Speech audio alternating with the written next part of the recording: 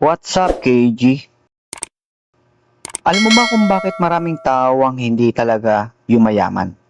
Hindi dahil maliit ang sweldo nila, kundi dahil gusto nilang yumaman agad. At ang nakakagulat, habang mas nagmamadali sila, mas lalong lumalayo ang goal nila. Paano nangyari yun? Pag-usapan natin. Let's go! Kung napapansin nyo, kapag may bagong racket, kapag may trending na investment, kapag may nagsabing kaya mong kumita ng doble sa isang linggo, ang bilis nating ma-excite.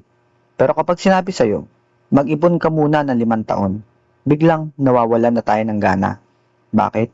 Kasi gusto natin ng resulta at ngayon din. At yan ang dahilan kung bakit maraming tao ang paikot-ikot lang sa pera. Hindi dahil tamad sila, hindi dahil kulang sila sa talino, kundi dahil masyado silang nagmamadali. Pero paano kung ang sekreto pala ng pagyaman ay hindi pagmamadali? Isipin mo, may 2 tao. Yung una gusto kumita agad. Araw-araw naghahanap ng bagong sideline, bagong investment, bagong trending.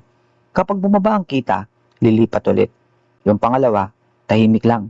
Unti-unti siya nag-iipon, nag-aaral, nagpapalago ng skills. Hindi exciting tignan pero tuloy-tuloy. Ang tanong, sino kaya ang mas may malaking chance na yumaman pagdating ng 10 taon? Karamihan ang sasabihin, yung una. Pero sa totoong buhay, madalas kabaliktaran. Parang pagtatanim ng puno. Kapag hinukay mo araw-araw para tignan kung lumalaki na, mamamatay lang ang halaman. Pero kapag hinayaan mong tumubo habang inaalagaan, darating ang araw na magbibigay siya ng bunga. Ganito rin ang pera. Hindi siya lumalaki sa kakatingin. Lumalaki siya sa consistency. Ito ang masakit. Kapag gusto nating yumaman agad, mas nagiging vulnerable tayo. Dito pumapasok ang easy money, guaranteed income, double your money, secret strategy, at kung ano-ano pa. Hindi lahat scam pero karamihan. Sobrang taas ng risk na hindi na ipinapaliwanag. Example, may isang tao, may 10,000 siyang ipon. May nakita siyang investment na nangangakong dodoble raw sa loob ng 1 buwan. Excited siya. Nilagay niya lahat. Pagkatapos ng ilang linggo, wala na. Ngayon, balik siya sa zero. Hindi dahil mahina siya, kundi dahil nagmadali siya. Halos lahat ng malalaking investor sa mundo, hindi yumaman sa isang malaking desisyon. Yumaman sila dahil sa libu-libong maliliit na tamang desisyon. Araw-araw, paulit-ulit, boring, pero effective. At alam mo kung ano ang problema? Hindi viral ang boring. Hindi exciting ang consistency. Kaya bihira itong pag-usapan. Pero ito ang gumagana. Sa opinion ko, mas gusto kong mabagal pero malinaw ang progress. Oo, nakakaingit minsan ang mga biglang kumikita, pero hindi natin alam ang buong kwento. Hindi natin alam kung gaano kalaki ang risk, at kung ilang beses siyang natalo bago nanalo. Mas gusto ko ang strategy na kaya kong ulitin kahit 5 taon. Hindi yung strategy na isang beses lang gumagana. Ano ang strength ng pagiging patient? Mas maliit ang chance ng pagkamali. Mas kontrolado ang emosyon. Mas madaling gumawa ng tamang desisyon. Ang weakness nito, nakakabagot. Minsan pakiramdam mo wala kang progress. At dito sumusuko ang marami. Hindi dahil mali ang ginagawa nila, kundi dahil wala silang nakikitang instant reward.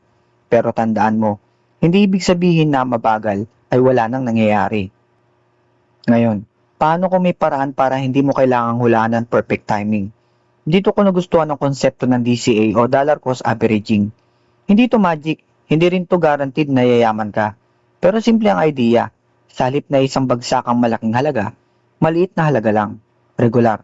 Halimbawa kung may 100 ka bawat linggo, imbis na ubusin agad, pwede mo itong ulit-ulitin ilaan sa investment na pinag-aralan mo. Hindi dahil siguradong kikita, kundi dahil natuto kang maging consistent. At para sa akin, mas mahalaga ang habit kaysa excitement. Kung beginner ka, huwag mong isipin agad kung magkano ang kikitain. Ang mas magandang tanong, kaya ko bang gawin ito bawat buwan? Kasi ang pinakamahirap sa investing, hindi ang unang hulog, kundi ang pangmatagalang disiplina. Aralin muna, intindihin ng risk. Huwag mag-invest ng perang kailangan mo sa pang-araw-araw.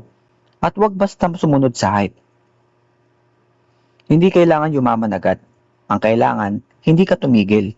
Minsan ang pinakamalaking panalo, hindi yung pinakamabilis, kundi yung taong hindi sumusuko. Kung gusto mong magkaroon ng mas magandang future, simulan mo sa maliit na hakbang. Hindi kailangan malaki agad. Ang importante, tuloy-tuloy. Anong pipiliin mo? Instant excitement o pangmatagalang progress? Comment mo dyan sa baba. At kung gusto mo pa na mas maraming pang content tungkol sa tamang mindset sa pag-ipon, investing, crypto, NFT gaming, at financial habits para sa mga beginners, subscribe ka na para hindi mo mamiss ang susunod nating videos. Game on!